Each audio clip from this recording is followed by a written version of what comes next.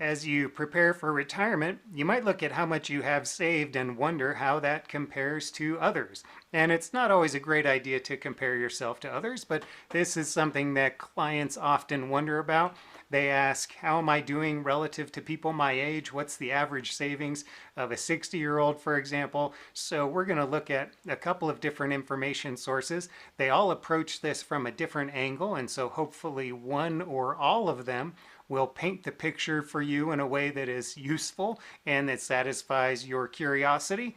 And by the way, I will include a link in the description that will help get you to all of these different data sources if you want to dig in deeper.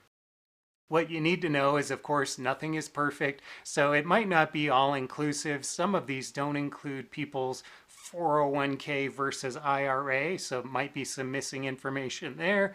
And then the way they present the data or measure it might not be perfect because maybe they're using a mean versus a median. Maybe they're not including people who have zero retirement savings, that sort of thing. So you just need to take it with a grain of salt as you go through these. I like the TD Ameritrade and Harris poll because it doesn't give you just one average number.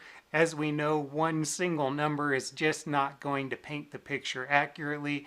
The fact is that people fall into ranges or maybe categories. So they look at 1 million plus or 500,000 to 999,000 of savings.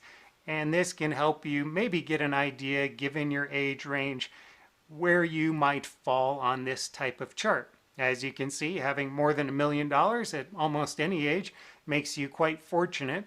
It's a small percentage of people, but it is a lot of people because we have a lot of people in the US, of course. And you can see some other interesting things by each age group. Not surprisingly, the older you are, the more you tend to have in assets. So let's move on to the Fed's study, but before I do, we'll do math in hopefully 30 seconds or less as a refresher. That's because they report the data as a mean or median. So quick refresher, the median is the middle. You've got these numbers that are lined up from smallest to biggest. So this might be answer to the question, how much do you have saved for retirement? And they line everybody up. And the median is going to be this one in the middle of that range. Then when we go to the mean, which is also the average, it can be skewed by large numbers on one end or the other, or a bunch of numbers clumped together. So what we have is the same range of numbers, but the average is 1,000. That's a lot different from that 300. And that's because maybe in our example, these are really wealthy people who have a lot saved for retirement, and they're bringing up the average. So if we go to the Fed's survey of consumer finances, we're going to start with the median here. And that shows us different age ranges over time, how much people have had saved for retirement. And age 65 to 74, as you can see, is about 164,000. Then if we go to the mean, again, this should be a higher number because this is averages that can be skewed or brought up by people with substantial savings.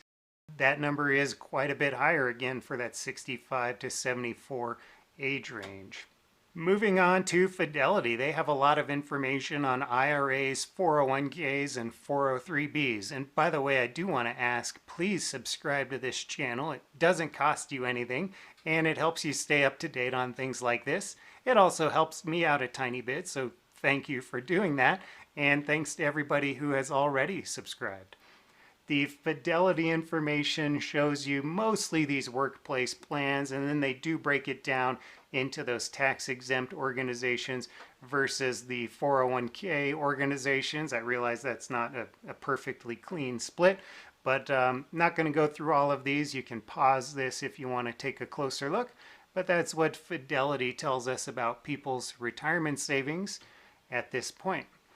Then Boston College takes an interesting view of things. It does look at men, women, and couples. So that might be interesting. If you are either coupled or single, you may find this to be more useful information. So not surprisingly, a couple has more financial resources in most cases.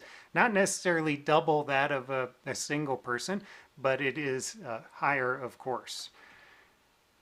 What's important to know as you look at these numbers is that it's not just a scoreboard. So you don't necessarily just want to look at this and compare yourself to the average or the median or anything else. What is most important is that you eventually have the assets or the resources, whether that's income from Social Security or pension, or the assets that are going to create your income to give you the retirement you want, to help you pay for the health care and the food and the bills and the housing and the travel and the fun during retirement. So that is, of course, what I help clients do. Please let me know if you'd like to talk about doing that together. I really hope you found this information helpful, and take care.